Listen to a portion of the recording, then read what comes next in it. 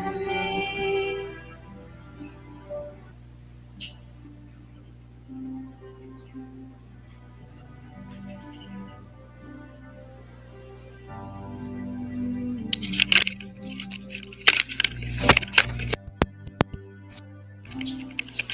Sing and I will hear you, no matter where you are. A song to light the darkest night and guide me from afar. And I will never be alone. Now I know you're somewhere, you're everywhere to me. You're the color in the sky, reason to believe. When the rain falls down, you tell the story, and I will hear you, always hear you by the willow tree.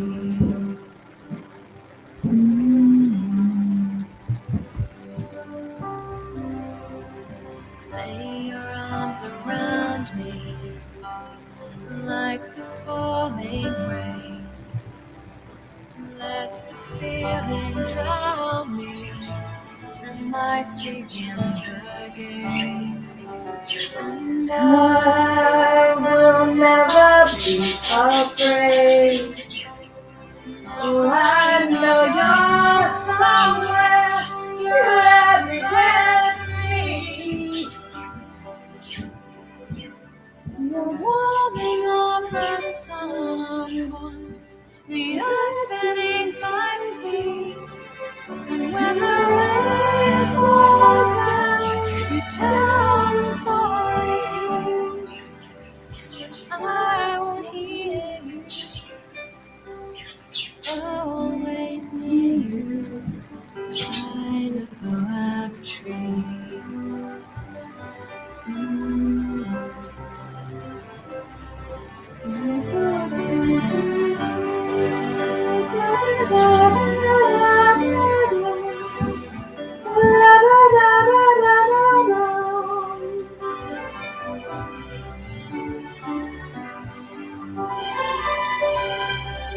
You are somewhere, you're everywhere to me.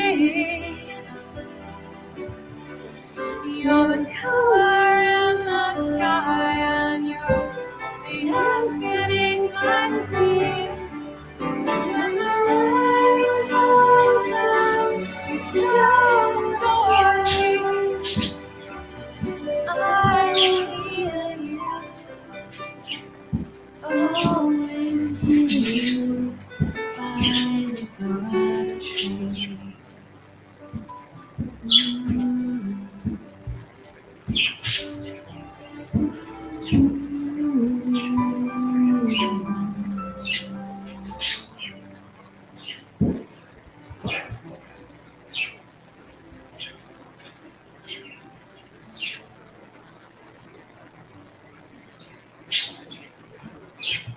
Hey y'all. All right, that's that.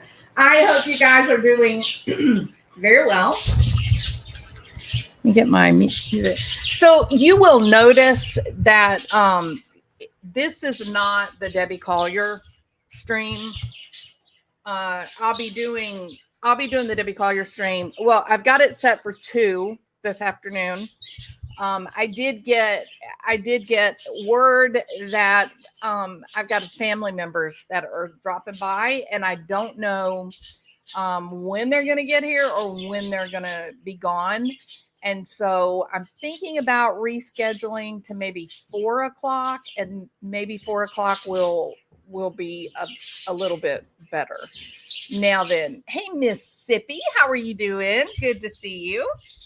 It is, I think, this is such a great example of what happens when somebody that streams a lot on YouTube, if you get stuck into that if you get stuck into that algorithm related to live streaming and that kind of thing, and then you don't do anything for a while, it just kills them sharing it out. It just goes away. So this last week, it maybe it's even been a bit longer. I'll have to look, but I just have not been able to do anything. Those silly birds, man. Let's try this. Let's see if this works a little bit better. Okay. So, my lives and my videos are not being shared. So, we're not getting, any views or anything, which is fine because you build it back up the same way, that you built it previously. But it's very frustrating when you have it, when this is something you kind of do as a hobby, and you're not putting out, content every day and whatnot. It just craters, it's bad. So, hopefully this next week will be one that I can really, go back to doing what we do. So we'll see. Like you can see right now, I've been live for minutes here, about 5 minutes, and we got 11 viewers. It is terrible. So, but you got to work, right? If you work out in the world, then real life is calling. So, all right. So, Mississippi, what's going on in your world? Everything going fine? I'm trying to shut out the birds.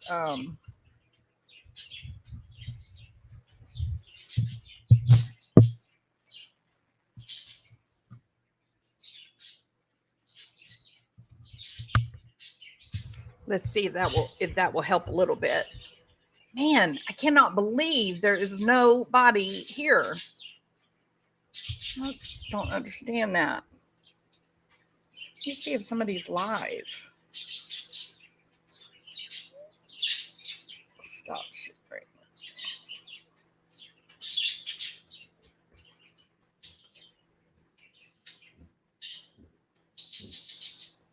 Well, Ali Sherlock is doing a concert in Dublin. Crime Sleuthin is live. Perplexed is live. See all the people that Randy Gravett.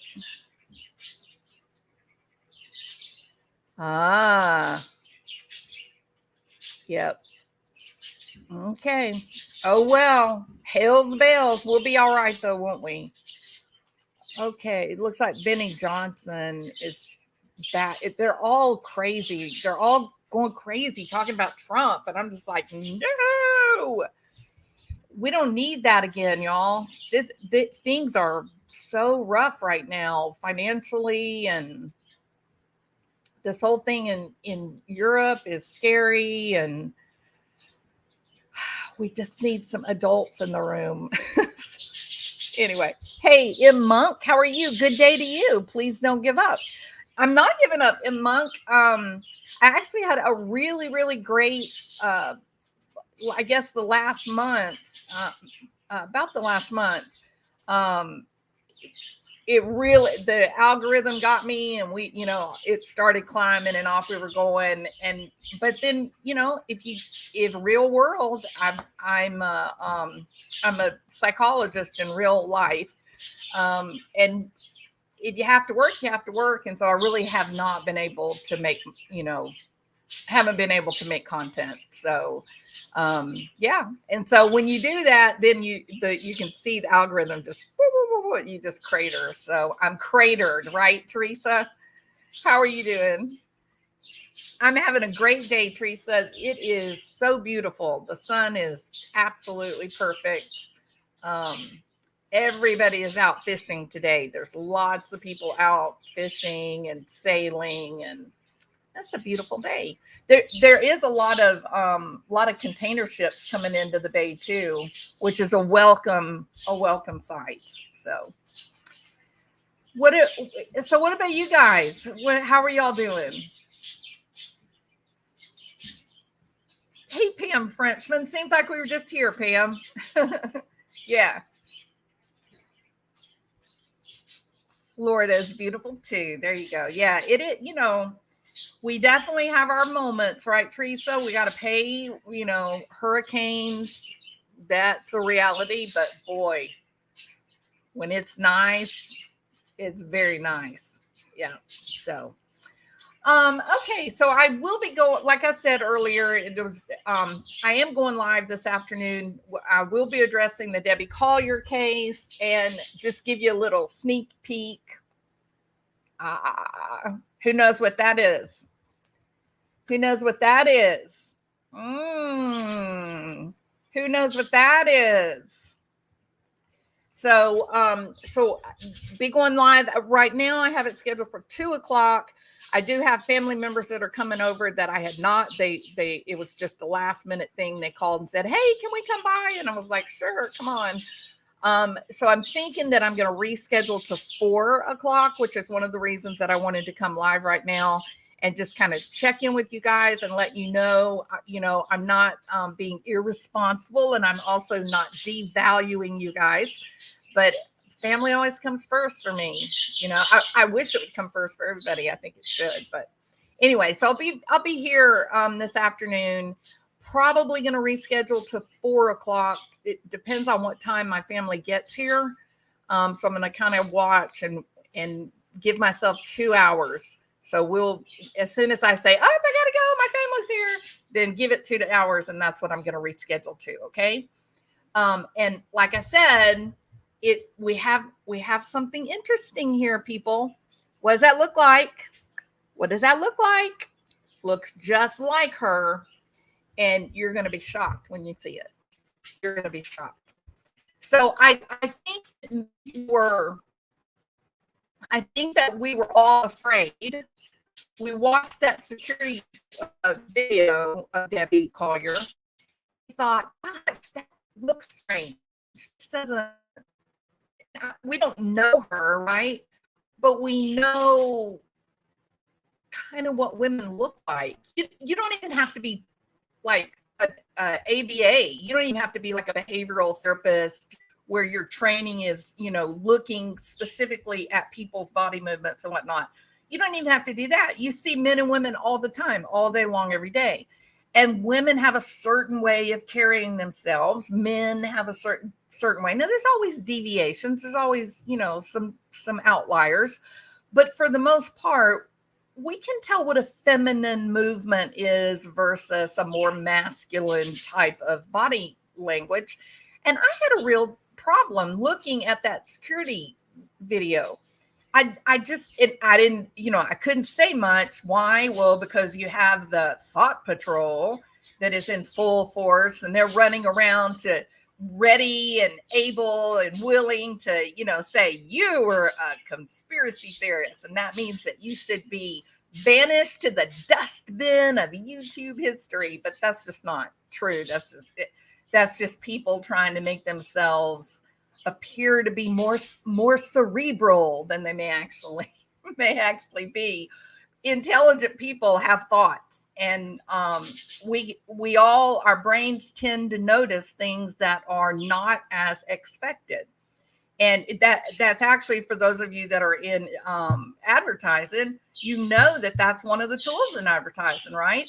Is to figure out what are people expecting to see, and then put something out there that's the opposite of what they would expect. Why? Because it draws your attention. It grabs a hold of you. That's not conspiracy, people. That is neurology, and it's a real thing. So looking at the video of Debbie coming into the store, so many people were just like, "Ooh, I don't know what is different. I don't know what's wrong with this video, but that doesn't look right." And apparently it wasn't just us, the unknowing public, the conspiracy theorists, the bad actors. It wasn't just we bad actors. Apparently even the son, who certainly knows what his mother looks like. He certainly knows her body language. He certainly understands the way she dresses. Come on, let's be realistic about this. So now, initially, where the son had come out and said, please, will you guys respect our privacy? Don't contact us and ask us for interviews. We're not doing interviews. And, he made it very clear that he had faith in the investigation. He had faith in the cops. And I guess to some extent, even though there were YouTubers that were contacting him to try to get an interview, which just makes my heart hurt to think about that. But to some extent, he even kind of trusted the true crime people, because he said, give us some time and don't contact us and whatnot. So now he's back and he's asking for help. He's asking for help. And he says clearly, it's not my mom on that camera. It's not my mom. He's having trouble with the sheriff, and the sheriff laughed and snickered. And I think it was probably because I'm guessing, wild speculation, but I'm thinking it's because he probably said to the sheriff, I don't think that's my mom. I don't think that the person we're seeing on that camera, I don't think it's my mom. I don't think it's my sister either. And then he clearly says that she hangs around with some bad actors, some real bad actors, not bad actors that are, in the minds and imagination of some people that are maybe a little bit too needy for attention. So we're going to talk about that. I think from the beginning, many of us looked at that film and felt like it just didn't look right. Something, we couldn't put our finger on it, but something seemed off. And so that's going to be the focus of the video this afternoon when we meet up. Is we're going to talk about it. Okay, let's see. Let me read some messages here. What are your thoughts on FB and Q8? It's seriously messed up. Well, let me tell you something, Net Detective. I am deeply disturbed. It's not very often that I say deeply. I often say I'm troubled, or, that's kind of interesting, but I am deeply disturbed for her safety. I got a message from someone, and it said something like, and I'm going to edit it here so it's not offensive. It was an aggressive and offensive message, but the idea behind the message was, why would jihadis want a 500-pound person who's unhealthy and, yada, yada. Now, I'm editing that heavily because the person was quite rude. Okay. So let's talk about why that might be, because I'm convinced that she's in trouble. She is with a bad actor. Let me tell you what happened. I hate when I second guess myself. I wish that I could grab a hold of my confidence here online. I wish I could grab a hold of my confidence as a YouTuber or streamer or whatever, and go with what my gut tells me. I think I begin to second guess myself. I do take criticism. When people disagree or offer criticism, I try to think about it and figure, is this something I could use to improve things for myself? Are they right on some level, things that I may have overlooked or whatnot? So and sometimes, I pull back, and maybe I shouldn't be doing that. But I will tell you this in answer to your question about Foodie Beauty, Net Detective. I did actually get together all of the resources to provide evidence. Yes, scientific skeptic, real evidence. Evidence to prove or to support my belief that this Joker is he's a real deal. He's a bad guy, and he's recruiting. I think that is his mission, and for the caliphate, I think he's recruiting They are trying to rebuild. We know that to be a fact. I have many friends in Egypt that understand and know this type of work, and they are trying to rebuild. And so the question that was asked me is, what would a jihadist have? Why would they have any use for a 500-pound, basically a streamer, a personality, right? Why would they need that? Well, it's called recruitment. There, most people have moved away from this whole idea of terrorism, and they're no longer sucked into the madness of terror. Now they're kind of sucked into the madness of Putin and the Ukraine, Zelensky and Putin as opponents. And so those people that would have been really, really focused on the whole Middle Eastern terrorist problem, now their attention has been diverted, and they've been pulled over now to the whole Ukraine Russia war. That's actually beneficial to the Middle Eastern terror movement, because it gives them cover to regroup, to set up new avenues for financial diverting funds. All of their money avenues had been shut down, and this gives them another way. And what better way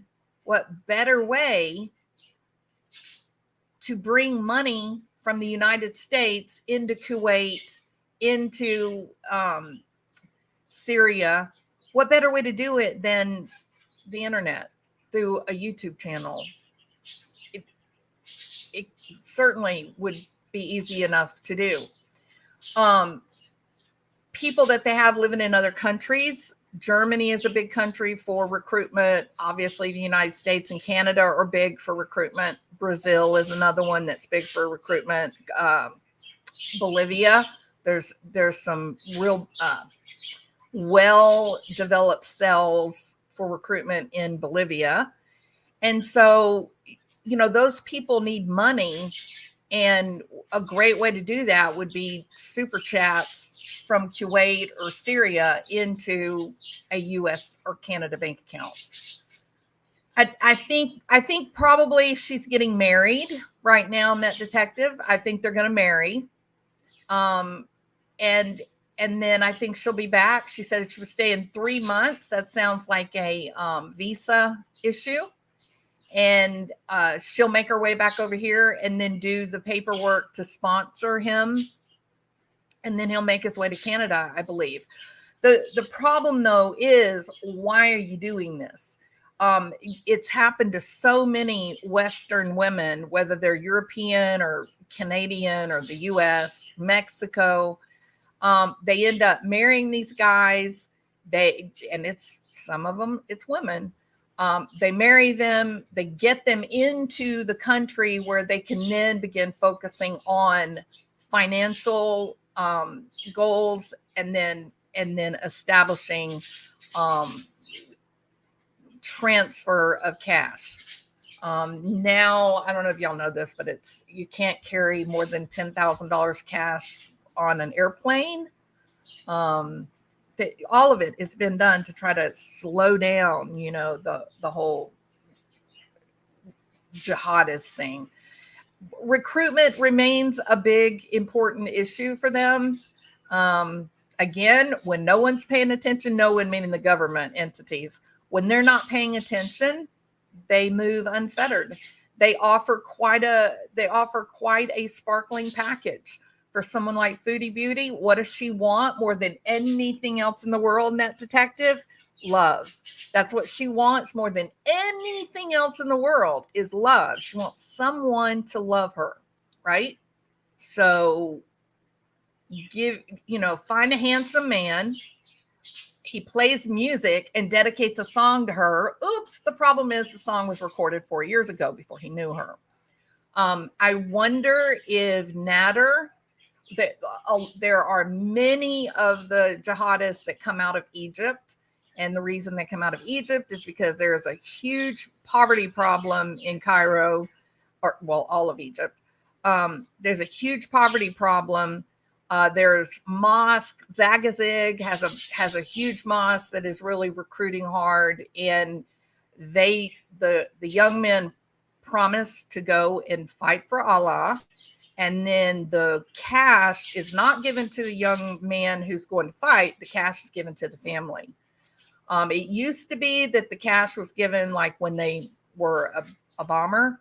Not anymore. If they can just get somebody that will join up with their mosque and become part of the family, the terror family, if they can just get somebody that will be willing to do that, then the family begins to receive money. And if you are a family that is living in literally a cardboard box, that money can make it can buy food for your 7 children that are running around playing in the dirt. So it remains a big problem. What they did do is they decimated their financial money streams. They shut down. They made the visas more difficult to get moving in and out. But marriage remains a primary mover because that is usually with the originating country. So it'd be very difficult, say in the United States, it would be very difficult for the Congress to tell me, no, we're not going to allow you to marry, I don't know, Ahmed. Sorry that you love him, but that's not going to happen. If you want to marry him, you can marry him, but you're going to have to go live in Syria. Well, what person in their right mind is going to go move to Syria? No. I wouldn't even go to Kuwait. No. I don't look good with a veil over my head. I would be very uncomfortable. So anyway, I hope that answers your question, that detective. I might exit to meet someone. I might go one exit to meet someone. If that right now. Hey, look. So people that come to my channel often, they know that I lived in Syria for a long time. Not Syria, in Egypt for a long time. I know the culture, and please understand, Egypt is a really, really progressive country by comparison to a Syrian. No, and you have to ask yourself this: if he's a Syrian, not from a prominent family, how the hell did he get out and set up shop in Kuwait? Do you know how expensive it is in Kuwait? Do you know how expensive it is to live? It's like saying, oh, I think I'll move to Aspen. Okay, well, you can move to Aspen, but are you independently wealthy? Because getting a little 1-bedroom apartment is going to run you damn near $3,000 a month for Aspen. Okay. So being able to go from Syria, which is like, it's the dustbin of the world right now because it's been blown up to kingdom come. How did this guy go from Syria, comes from no money, his family is nothing. How does he go and end up living in Kuwait, the gem of the Middle East? How? Unless he's being backed.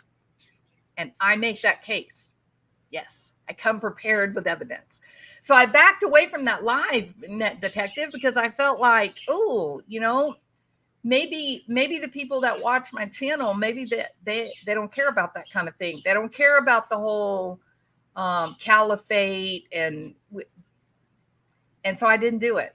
But it'll give me 2 or 3 hours and I can have the whole thing put back together again, and I can do it if you guys would be interested in seeing it. But I have absolutely convinced now that I did look everything up, and he is, I believe in my heart, my belief, my opinion is, I think he's definitely a jihadist. I absolutely believe it. And I can give you reasons. I can give you actual things that you can see, and it's undeniable what it is. So that live was creepy. Is that the buy jewelry? What do you mean, Liza? The buy jewelry? There are 48% more men in Kuwait than women. Foodie Booty should at least nab one. She doesn't want them. That's not what she wants. And it's brutal. Those guys are brutal. You know how everybody got so freaked out about Dolly Vision grabbing that the bullhorn from that woman? You know what I'm talking about? Oh, no, that was just a good morning deer compared to what they're, regularly involved in a jihadi type of relationship. A jihadist that's in a relationship with a female. This is a ownership relationship. Now, please don't misstate my words. Under no circumstances am I saying that everybody in Kuwait are jihadists, and in no way am I saying that everyone in Kuwait abuses their wives or their girlfriends. Not at all. I'm not saying that, not a bit.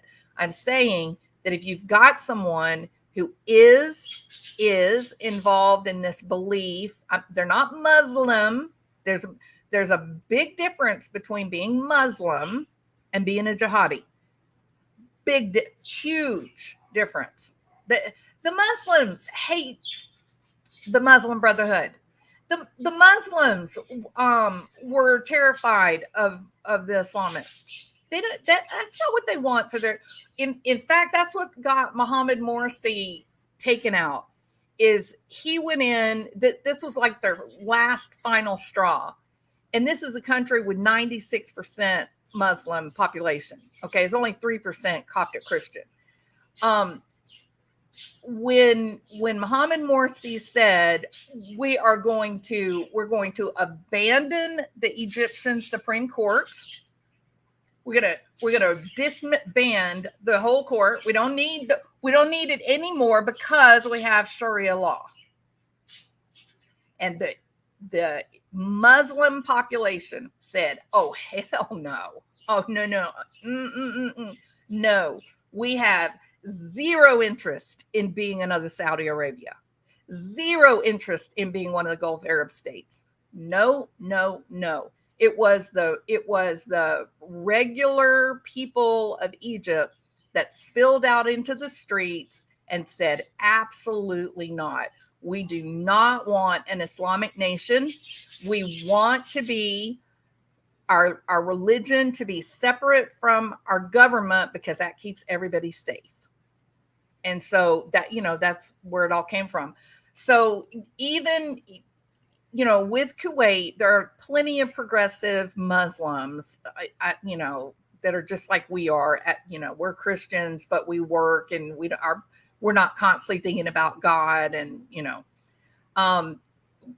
so there's plenty of secular people that support a secular government in Kuwait, and most of them have been educated. Well, not most of them, but some of them have been educated in the West, and they're in loving, committed relationships. They don't have plural wives. No, but it is common in Egypt. It is common to see men with 3 or 4 women with them. And usually it's people that are pretty, poverty, pretty low on the socioeconomics ladder. And, the rule is if you're going to have more than one wife, you have to keep them in a fashion that is equal. Doesn't mean good, just means equal. And the women have they serve different roles, right? It's a pretty interesting thing to consider, but you wouldn't want to live it. So it is possible that this man that she's going to visit with, and I think she's going to marry him, it's highly possible that he's got another wife. It's highly possible he has someone that he actually loves, and marrying Foodie Beauty just would be a business decision. It would give them an avenue of communication through a YouTube channel that's well established, number one.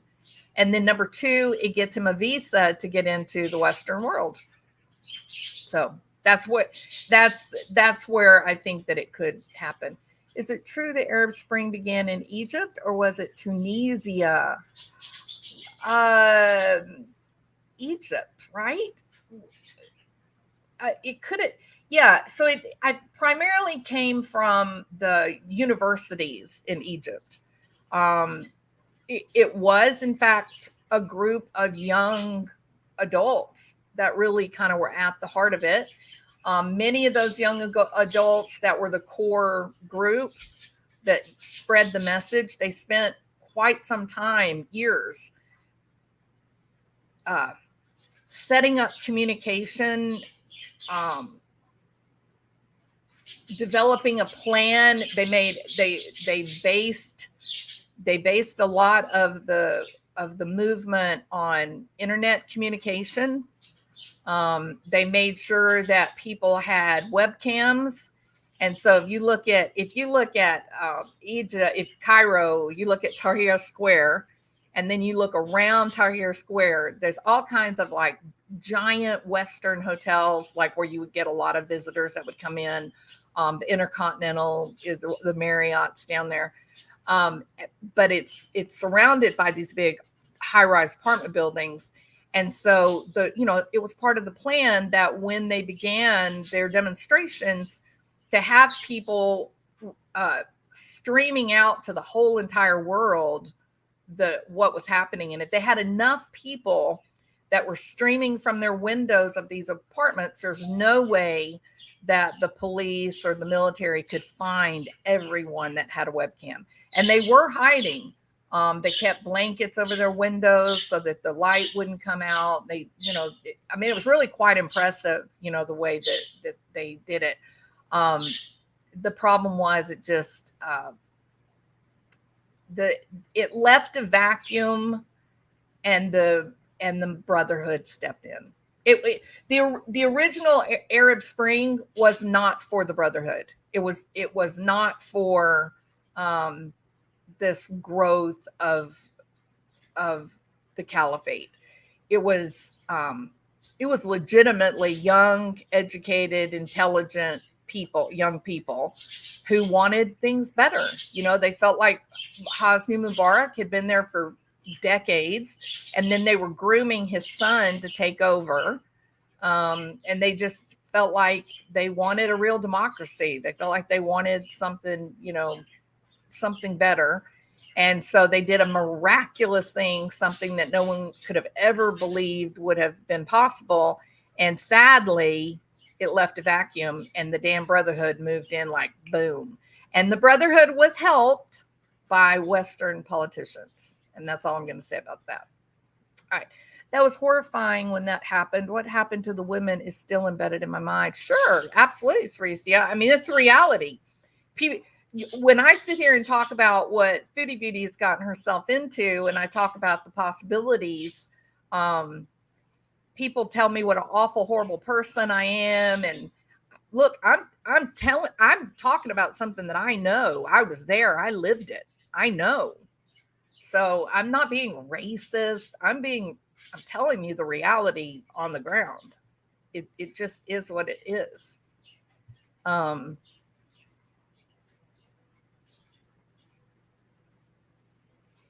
What's happening in Iran is just terrible.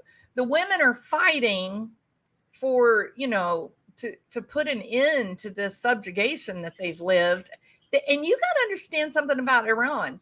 They were not always an Islamic nation. If you go back and you go into Google and look up photographs from Iran, like from the 60s and the 70s, the women were gorgeous, absolutely beautiful, fashionable, makeup, really, really beautiful. It all went to hell in a handbasket with the radicalization of Islam when they began using Islam as a power tool. everything went to hell. So it's very sad. And now Iranian women are fighting to turn back the hands of time and go back to a period of time where they were highly respected as individual citizens of their country. And, the mullahs, they like their power. They don't want to give it up. The men don't want to give up power to women. It's an age-old problem in all cultures. It's not just Muslim. It's everywhere. I mean, look, I had one of my really good friends in Egypt. She was from Italy. She was married to an Egyptian man. They were Coptic Christian. And she told me, she said, hey, you know what? In many ways, the Coptic Christians are much more disrespectful to women than what you see in the Muslim mosque. Women in the Coptic Christian churches, women are not allowed to walk down the center aisle as they're going to sit down in their various pews. The center aisle is a place of honor. It's only for men. And the women have to walk around the sides of the church and come in through the side. Isn't that terrible? So, yep. All right. Our government at the time mismanaged the Arab Spring opportunity. I agree. And some countries that knew better and our close neighbors with these countries just wanted to watch the debacle. And it was a hell of a debacle, Liza. It was. You had people renting private jets just to carry them, over to Greece. They didn't even, just to get out anywhere. You had helicopters that were coming into the school grounds to pick up British and American citizens, taking them to the embassy. Hell, the American embassy got overrun. They didn't hurt anybody. They just kind of said, hey, we're here and you can't do anything about it. But there were also really bad people. I can tell you this. Do y'all remember when the camels, remember the guys that came through the crowd on the camels and the horses? And CNN and Fox News and everybody was saying, oh, look, it's like the cavalry and they're coming, they're going to hurt protesters. They're there to hurt the protesters. No. You know who those people were? Who knows? It was the people from the pyramids who give rides to tourists. When you go and visit the pyramid, you'll see tons of guys out there and they have camels and then some of them have horses. And then you rent your camel or your horse by the hour. 4-hour block, I think, is the longest that you can rent. And then you go out into the desert and you ride around on your camel or your horse in the desert, and they make a lot of money. It's their way of living, and you when you talk to these guys, it's generational. Their dad did the camel rides. Their dad's dad did the camel rides. From the 20s go onward. It's a family type of dynasty. So when you saw those guys going through the square, those were actually the camel people from the pyramids from Giza. And they were saying, you're taking away our livelihood. Why are you out here? Why are y'all go home? What are you doing? This is our way of life. We're never going to get tourists to come back if you guys are out here doing this. What are you doing? And so that's actually who those people were, but that's not what got reported on television in the United States, even though they spoke with great authority. That's not so. In Egypt, they knew who those people were. And when you're in Cairo, if you go down, so there are boats along the Nile River.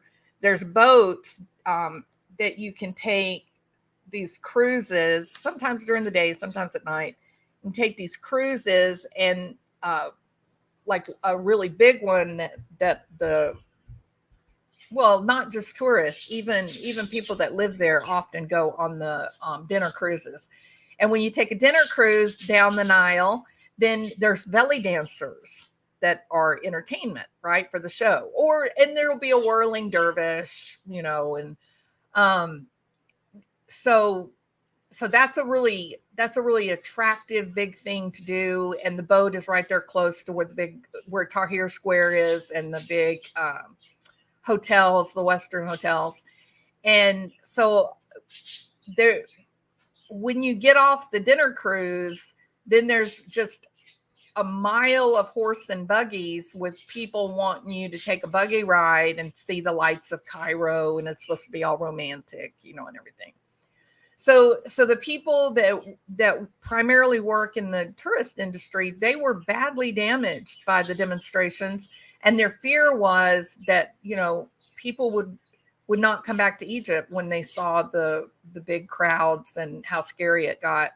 I don't know if you remember back in the late 70s, or maybe it was early 80s, there were a lot of terrorist attacks that were happening, and there was a big bus full of maybe German, I don't remember now, maybe German tourists, and some jihadists got up, went inside and had machine guns and shot all these people at the pyramids. And that took a decade or more for people to finally get the courage to go back to Egypt and not be afraid. And so here they were doing it again, the jihadists. They were doing it again. They were destroying the tourism industry, and the regular, people of Egypt. They just want to live their best life. They want to have a career. They want their kids to be educated. And they were quite unhappy and upset about what was happening, at the time. And again, a lot of people really loved the Mubaraks. They were well-loved people. Suzanne Mubarak brought in libraries across Egypt, something that had never been there before. That was a big deal. People loved Hosni Mubarak because of the amount of industry that they were bringing in under Mubarak. He worked really hard. McDonald's came in, Chevrolet, Starbucks. I mean, more and more, there was that, the Western kind of economy was being developed. Well, and the Islamists really, really hated that, really hated it. Every single day there was a bomb threat at Starbucks, every day. My driver used to say, "Oh, no, Miss Karen, no, we cannot go to Starbucks. No, it's very dangerous, very, very, very dangerous." And I'd be like, "Go to Starbucks. I don't care. I'm not going to hide. Just go." So, yeah, anyway, so that's, where it is. Border countries, Russia, India, and China closed their borders. EU opened their borders to the breaking point of their own citizen security, and Brexit happened. It's been a mess. It's a mess is the reality. We got to quit dropping bombs on the Middle East, period. The best way to control, in my opinion, the best way to control extremism is for people to be comfortable and have hope and have opportunity. When you have hope and opportunity, you don't have any need to join up with a radical terrorist group, whether it's homegrown terror or whether it's Middle Eastern terrorism or whether it's, Nazis in the Ukraine or wherever it is. I can't remember. I think Kherson was supposed to be, there were supposed to be a lot of real far right wing type of people in Kherson. But anyway, yeah, if people just want to have hope, they want to be able to raise their families, with opportunity. And we know for a fact that the people that are getting recruited into this whole jihadi thing that's continues to happen in Syria, they're all coming out of Trash City. Garbage City in Egypt is a real place, and the people that are living there, they're surviving. They're not living, they're surviving. And so if you've got somebody who's willing to put you into a apartment and give you an allowance, and your children are going to be fed, all for your oldest son to go to Syria, it's hard for a young man to say no to, because they love their mom. They love their brothers and sisters. We're just talking about human nature, So I don't know about all this closing borders and keeping people out and in letting people invade your country. I don't know about all that, but I do know this. If people have hope, if people have something that they feel like a plan they can develop to do better in the future, then they're going to avoid dangerous situations. They're not going to be willing to join up with a bad group. You know what I mean? In my opinion. I remember seeing the military tanks rolling in. Golly. You're talking about rolling into Cairo? They did. They rolled into Cairo, Alexandria, Zagazig, trying to get it under control after when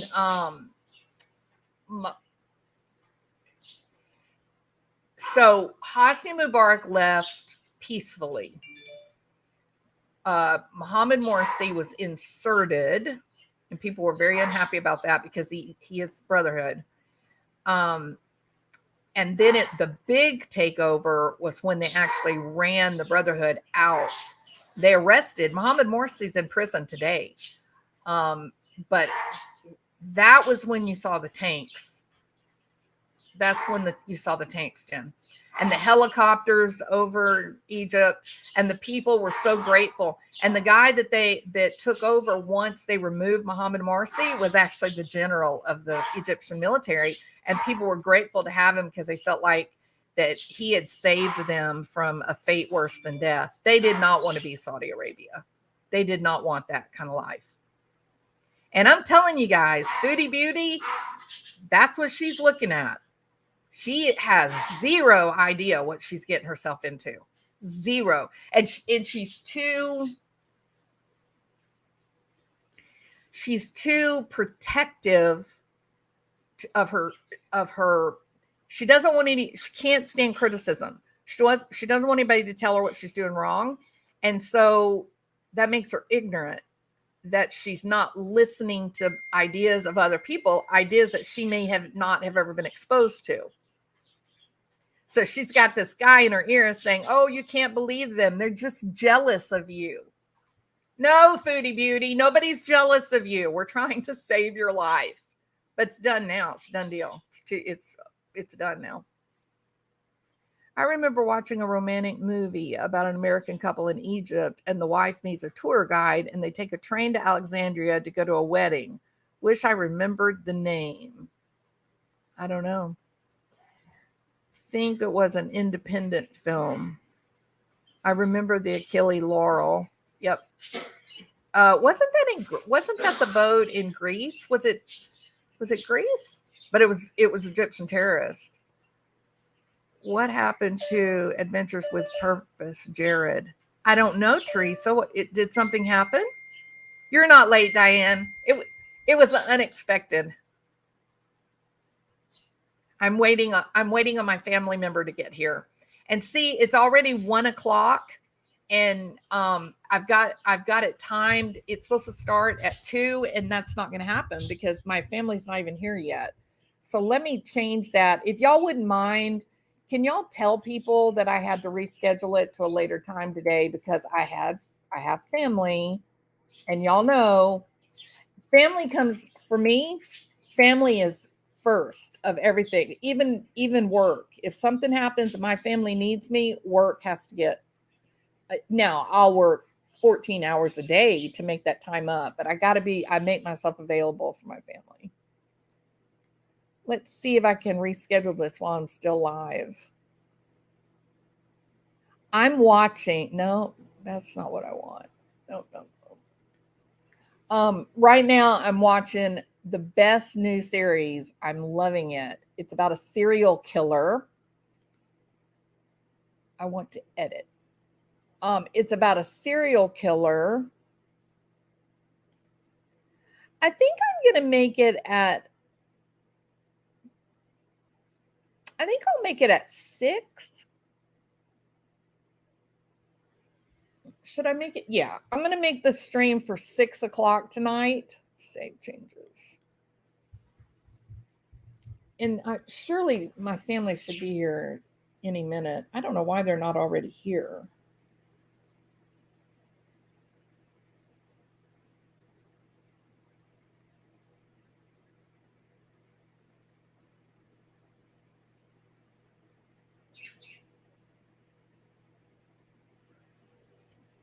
Nope, no message yet. Okay, so I've rescheduled it to 6.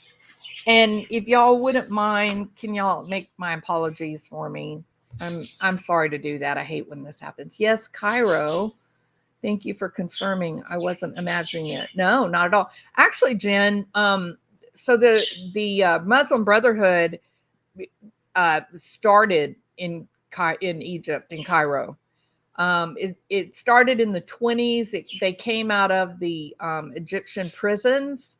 That's when they first kind of began talking together, and people that were in prison then were recruited, and then when they would leave, when they would get let out, then they would go to Garbage City, and Garbage City would have medical care, food, a place to live. And so, if you're a street kid, you've just spent a couple of years in the worst prisons in the world, and now you got a group of people that are providing you dignity, and they're giving you hope.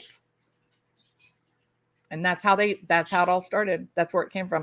Even now today, if you go into Garbage City, they have days where doctors, dentists, they all come in, and they provide free services.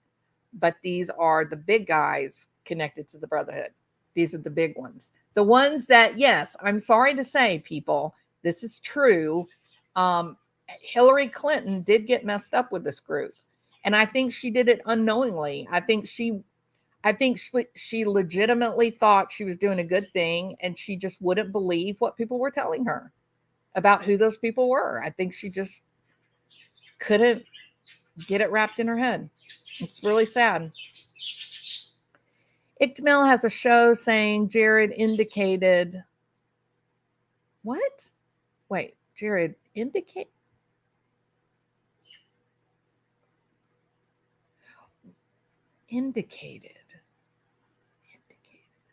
Say that again. What is? Tell me. Say that again, Teresa. Indicted? Are you trying to say indicted?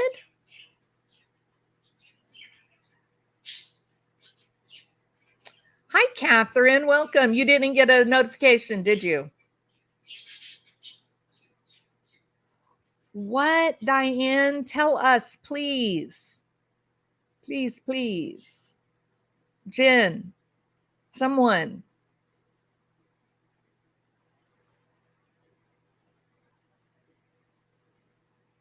Oh, I don't believe that. I don't believe that.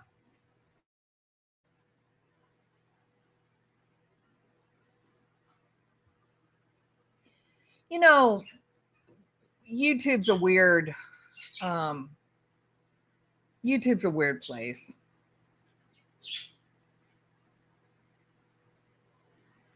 Look at the things that have been said about me. People say weird things. Look, I have come to the decision after 4 years of this, I have come to the decision that these people that attack other YouTubers and they spread rumors about them, and they do background checks on them to find out if they have any kind of like legal, problems. Those are YouTube creators that are being shady. They're just trying to keep any new YouTubers from coming in and getting the attention that might pull away from their audience, right? I'm sorry. That's a dumb way for you to live your life. You can't walk around scared of everybody. Just just do your content and let the chips fall where they may. That's all. Now, I'm not relying on YouTube as a way to pay my electricity bill. I don't use YouTube money to, pay for my house or whatever. And I think if that was the only income my family had, I'd probably be pretty scared. I will admit that. But here's where I'm a little different too, maybe. I would never put myself in a situation that I had to rely on my YouTube income. You know what I mean? That it's so the algorithm is so elusive. Nobody knows how the damn algorithm works or thinks. Nobody. You can do what they tell you should try, but hell, I've done it.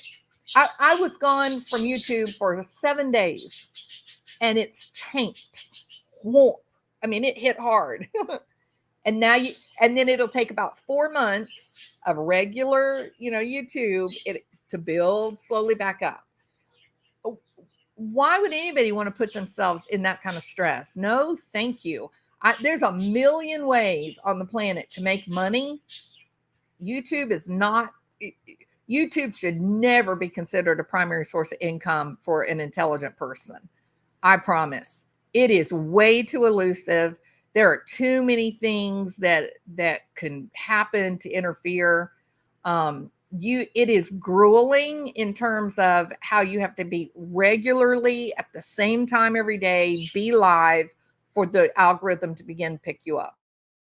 And the payoff is not that great. When people make super chats and that kind of thing, then it's better.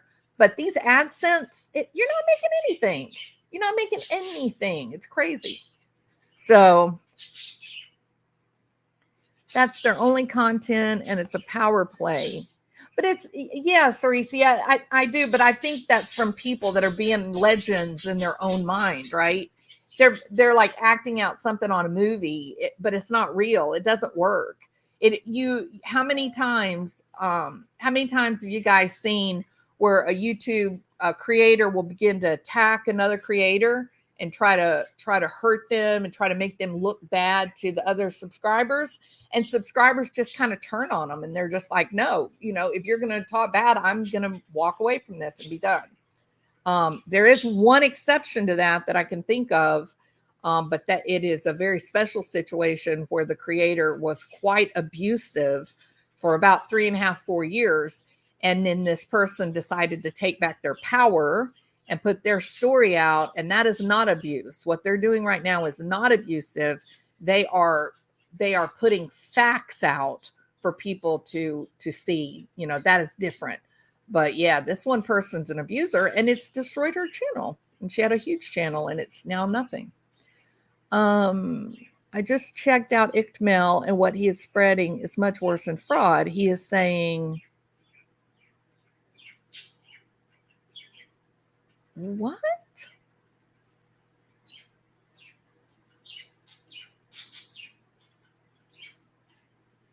That's hard to believe.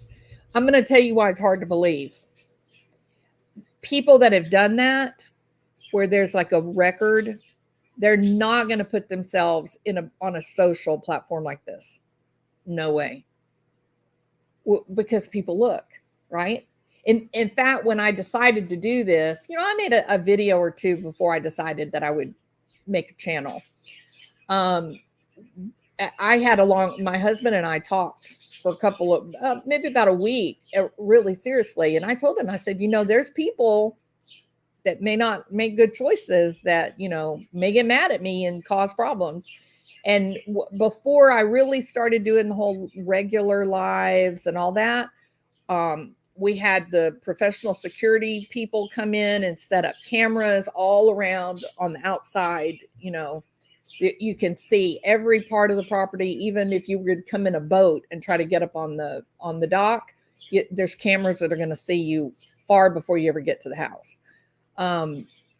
So we had electric gates installed, lights lighting up the fence line and the gate, all because you have this realization that you're putting yourself out there on a public platform. You don't know who's going to run across you.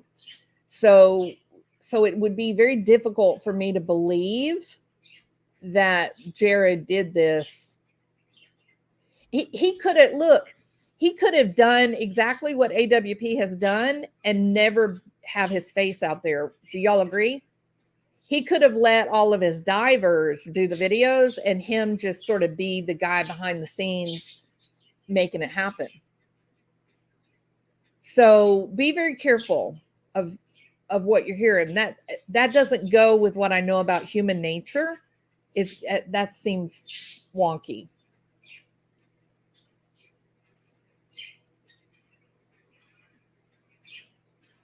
Peace and cues. First thing I hear, 100% relates to another community. I am in abusive.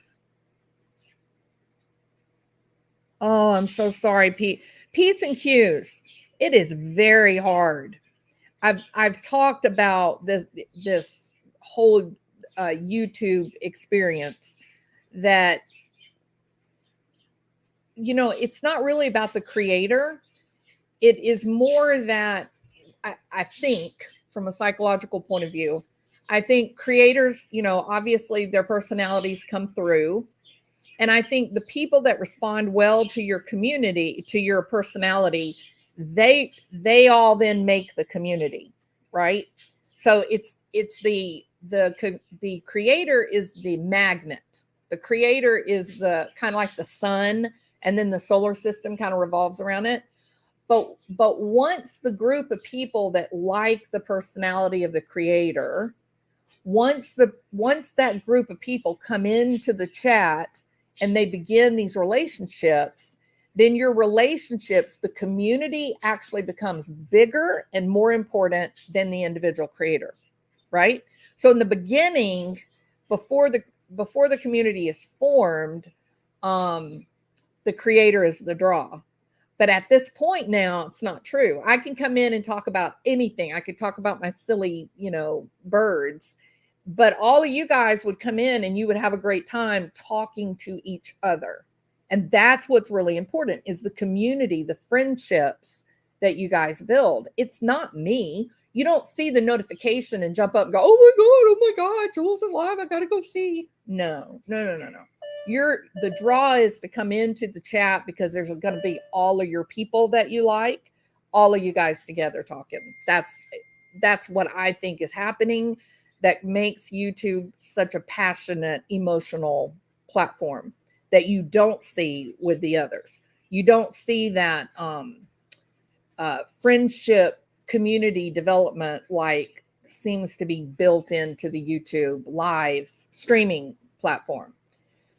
So when you are a part of one of these communities and things go bad and the community begins to fall apart, a lot of people experience depression. They get angry. I think, my opinion again, I think that's what's at the heart of a lot of the subscribers that will go attack another person in white knighting for their chosen creator. I don't think it's really even that they're trying to protect the creator they like. I think they're trying to protect their community. They don't want to see their community be spread to the wind. So I'm sorry, Peace and Cues. It is very hard when you're a part of a big group and you've developed these real friendships, and it's kind of where you go at the end of a long day to hang out, be friends. If it gets liquidated and everybody's gone, it's hard to find a new place where you feel comfortable again. So I'm sorry that you went through that. I am. We are who we hang out with. I started my channel to combat YouTube drama and trying to find my own community as well. It's a daily battle since most of my subs are from that crazy community. Well, everybody, you know, Peace and Cues.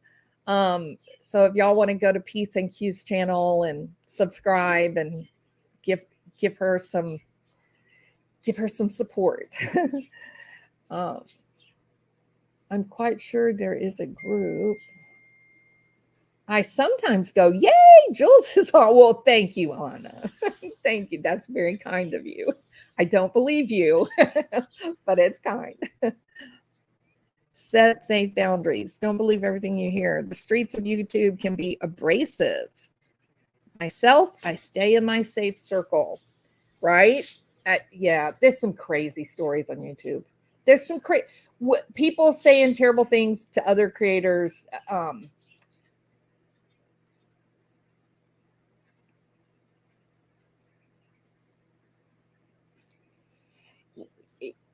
You know what, Peace and Cues? It's not. You don't be brainwashed. That's part of this whole weird community thing. If you end up with a creator who feels proprietary over the community and feels like they're Lord and God of the community or goddess, that you don't get sucked into the whole brainwashing thing. Just because you're on YouTube, you found a community that you like, you enjoy, you can still disagree with the creator or other people of the community. There's not anything wrong with disagreeing. Without disagreement, you don't have interesting academic discussion, right? Disagreement is okay. Being rude and ruthless is not okay. But you can certainly disagree and explain what it is that you disagree with and why, how you believe it could be better, that kind of thing. I actually was thinking earlier today when I was doing my Debbie Collier wig, I was thinking about what a great channel that someone could do if you had two, people, and one person being like a really far right conservative person, and the other person being like a really far left person, and then you guys, the two of them, having discussions about an important issue in the news for that day. Wouldn't that be worth watching? I think that would be amazing. I think it would be so worthwhile to go and listen. It'd be good. I don't like the word community. I don't believe in that. Blah, blah, at least within YouTube. You missed. No, Jen, we are doing the wig hat tonight at 6. Is that what I said, y'all? Did I do 6? There's a reminder up, Jen. Just look at it. We're going to do the whole Debbie Collier thing. I've got the wig to show. Yep, it's pretty amazing. It's pretty amazing. Chats can be extremely abrasive. YouTube is a learning curve big time. Yeah, and Pink, they got the algorithm wrong, right? They're rewarding action, the engagement. And they're not giving any attention to whether or not that engagement is, I don't know, people throwing knives at each other. They really need to adjust it and have some way to give value to the types of topics that are being discussed. That's more important than the amount of engagement. It sure can do a lot of damage and hurtful. Be wise. Yeah, absolutely. Keep yourself safe. You got to keep yourself safe on any social media, but YouTube has turned out to be something I just never expected to be so toxic and vile. There are some real mentally ill people that are on the platform. And when you're the kind of streamer that you go live and people can see your face as you're talking, I think it makes those people feel like they know you when they don't know anything about you. But the same is true of creators that may also be mentally ill. And if you have creators that either have a severe, serious personality disorder, or they have, some kind of thought disorder, they can look towards the subscribers and create a lot of mischief as well. Let me just say this. You go into stores and you greet the cashier, and you may stop and talk to someone who is admiring the same, product that you're thinking of buying. You may have these little conversations along the day. But how many of you rush to your car and do a background check? How many of you have done a background check on the cashier at the local grocery store? You may have done a background check on your child's teacher because you want your kid to be safe, right? But not on the bus driver. You haven't done background checks on the mother that you talk to every morning at the bus stop as you're waiting for little Susie to get on the bus, have you? So tell me then why? Why are you guys so willing to accept people creators running background checks on other creators. Why is that okay? What good if I'm going to decide, ooh, I think I'll run a background check on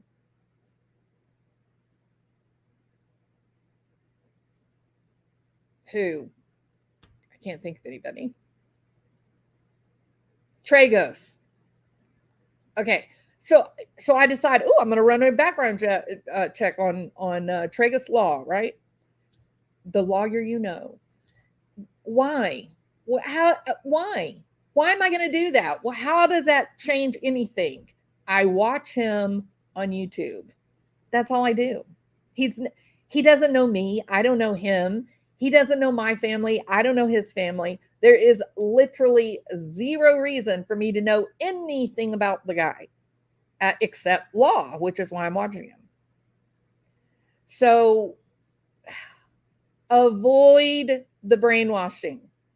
You don't know the person on the screen talking to you, and they don't know you. And protect yourself.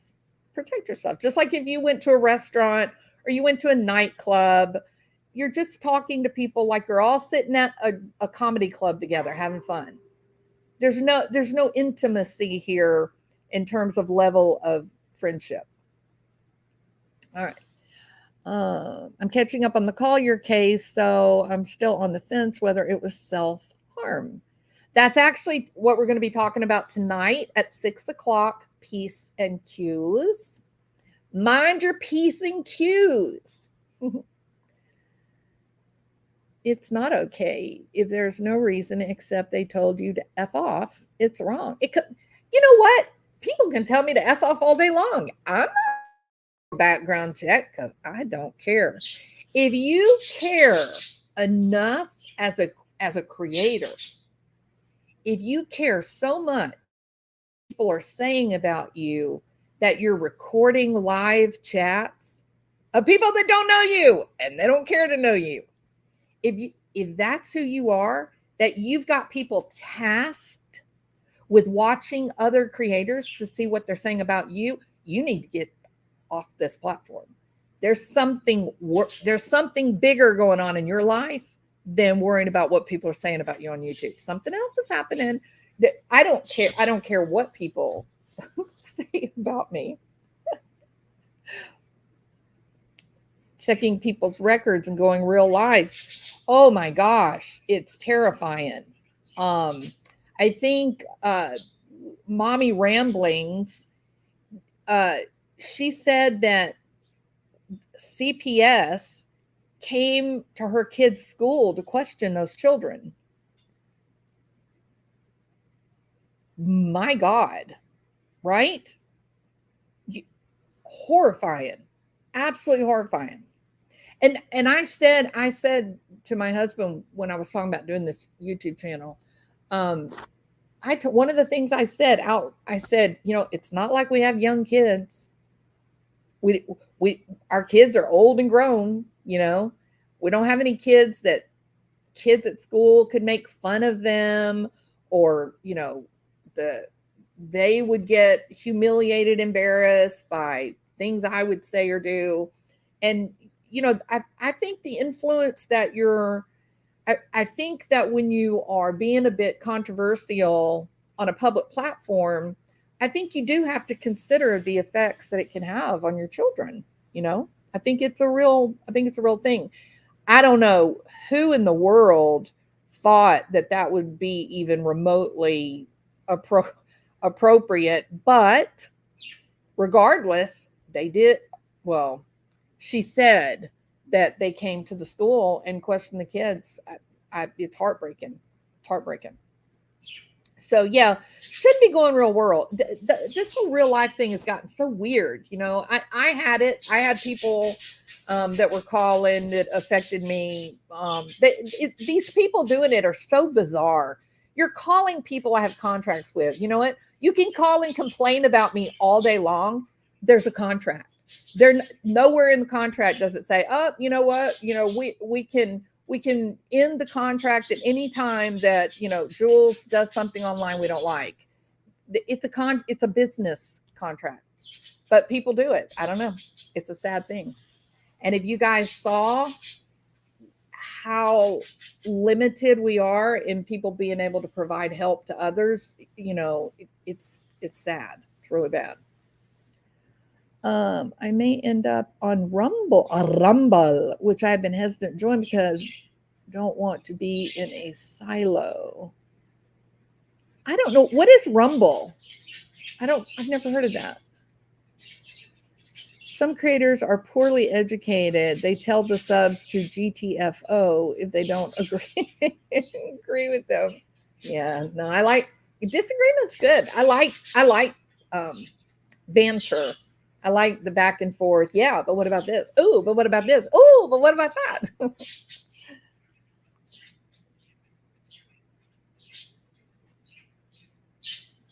Jules, you're a good person. It's got a lot of don't seem to think of their children. Yeah, but you know what, Diane? Drama sells. Drama sells on YouTube. And if you're boring, you're boring. And I am in the boring category. And I'm happy to be here.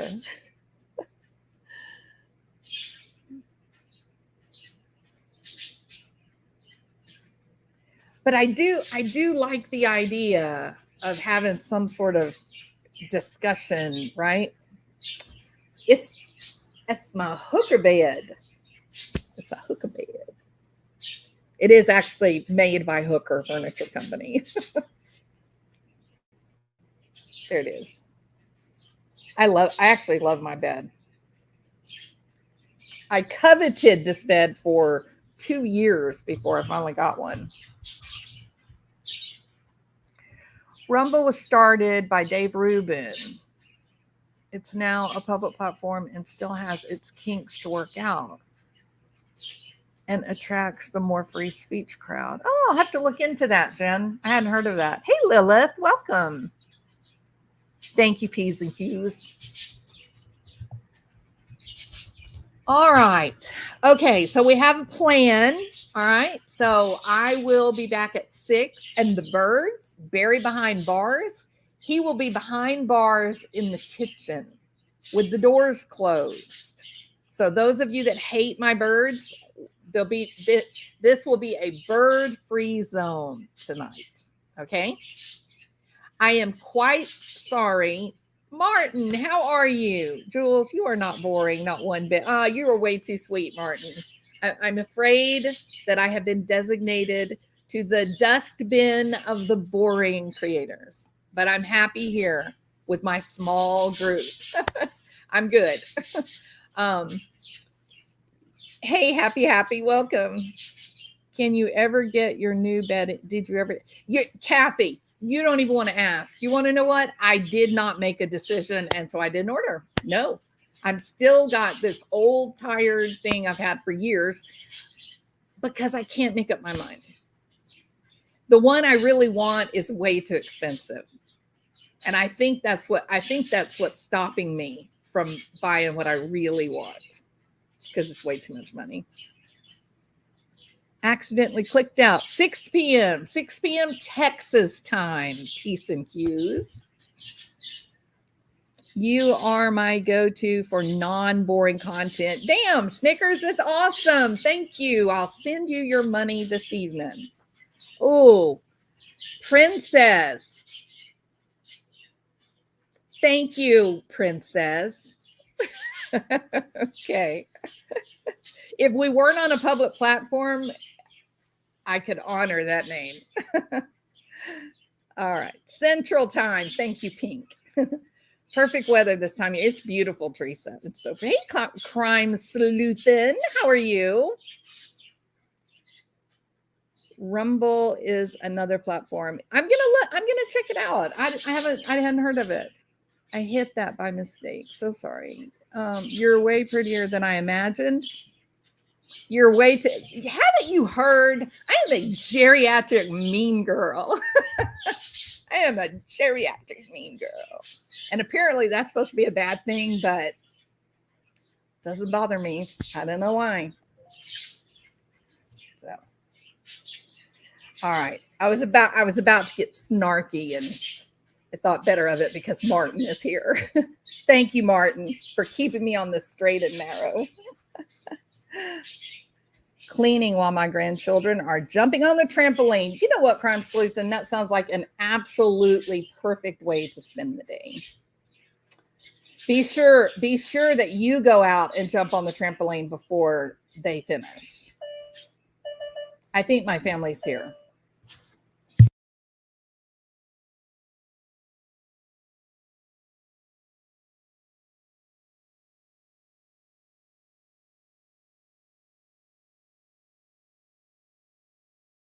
It to 6. They're not here yet. Well, yeah, I am, but it's just a chit chat. It's not the live. Okay. Jules, you Peb's mom. Peb's mom. I don't see a comment, Pebs. Say it again. Say it to my face. Pink. Be well, everyone. Enjoy the rest of your day. You too, my friend. I hope you have a wonderful Saturday.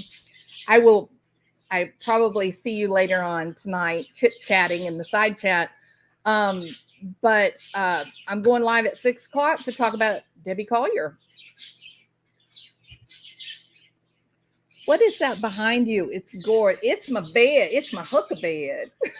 It is actually a bed from the Hooker Furniture Company. But because I'm a gooberhead, I like to, I always make jokes about my Hooker bed. And my husband goes, oh my God, please don't say that. And I say, it's my bed. It's my Hooker bed.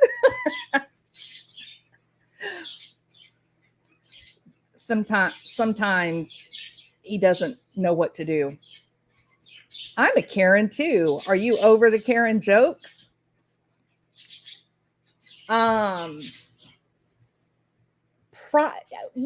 probably. So I think the worst was, it wasn't bad, not worst, but the weirdest incident was that I went to go get my driver's license, and it was during COVID. And so we had to stand, outside in this line along the wall of the DMV. And I had an appointment, like you were supposed to have. And so it was like 8:15, early morning. And the lady came out, and she was going from person to person, do you have an appointment? And those that didn't, they had to leave, and I was waiting my turn. And so she finally walks up and she says, do you have an appointment? And I said, yes, I do. And she said, what is your name? And I said my name. And she had a clipboard, right? She had her little clipboard. She's writing on her clipboard. She had her head down. She said, she said, do you have an appointment? What is your name? I said my name, and she went. She said, what is your name? And I said, Karen. And she said, you ought not be telling people that. She said, people will be mean to you. I said, well, it's my name. I don't know what I'm going to do. So, that was that, right? But she did let me go in first. So, because she was laughing at me. She was making fun of me.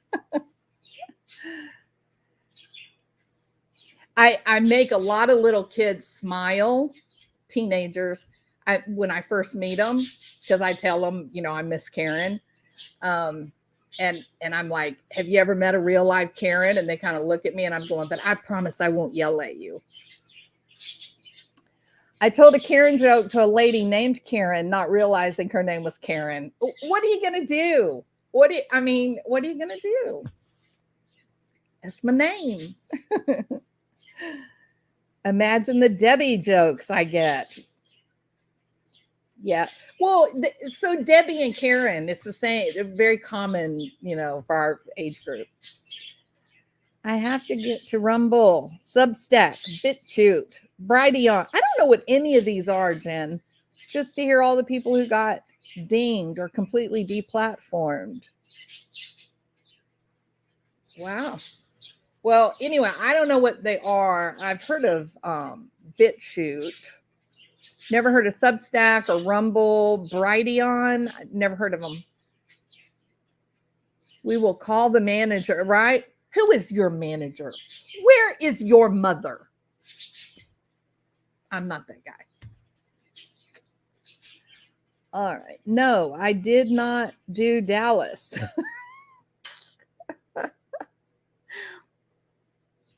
Okay, moving right along. But I am a snack cake. What? I'm not a down. What? Did you see my video I made? Was that you? I couldn't tell who was talking. Hold on.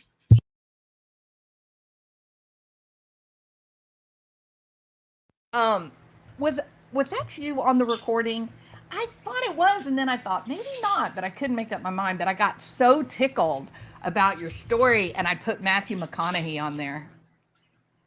Matthew McConaughey, he's what a man, what a man, what a man, what a mighty fine man. He is a cutie. I have a sister Debbie and a sister Karen. What? Well, there you have it. Peace and Q's. You're right where you're supposed to be. Thanks for the reminder earlier. You saved my family lasagna supper. Good deal, Oakwood. Oh, no, that was from Teresa. Teresa says thank you. Little Debbie's. I'm going to let y'all guess. What do you think my favorite Little Debbie snack is? I'm a Karen also, and I hate the Karen tabs. I'm thinking about changing my... Lilith, never change your name. Wear it proudly. Wear it proudly. It's a moment of inspiration. We Karens will stick together. Yes, but that was me. I was dying when I was my hubby Matthew on your video. What? Yeah. Oh, I was dying when I was with my hubby Matthew on your video. He's a hottie. He's the real deal. I watch Rumble and all the others, including locals, but haven't officially signed up. Now, I will say this. I've heard of the whole locals thing only because all, the legal people, the lawyers, they all have a locals page. I've kind of been thinking about doing a locals page, but not a like my YouTube, like this YouTube channel talking about the crimes and the trials and stuff. It's just fun. It's just a hobby. That's all. But I've been kind of thinking about doing locals and actually making some like content videos, like psychology. Kind of thinking about it. My family's here. I gotta go. All right. Okay, so my family has arrived. It's nearly 2:00, which I would have been starting my live on Debbie Collier. If you will check it, I have rescheduled the Debbie Collier video for 6:00 tonight because family always comes first. All right. Thank you guys for all being here. I appreciate it so much. If you did not get a notification, you may need to unsubscribe and then resubscribe and hit the bell that says all notifications. I don't know why YouTube, it showed where I had like I had like a drop in subs, like, I don't know, like 12 people dropped, all just like boom. And usually when that happens, people quit getting notifications. So go back in and unsubscribe, resubscribe, and then hit the bell that says give me all notifications, and that should straighten it out. Will you please hit a thumbs up to try to put us into the algorithm again? And I am really going to make a commitment this week. I'm really going to try to do a video every single day this week because I got lazy and man, my statistics cratered. So I got to start building again. So all right, people. I'll be back tonight at 6. All right. It's good to see you. Bye.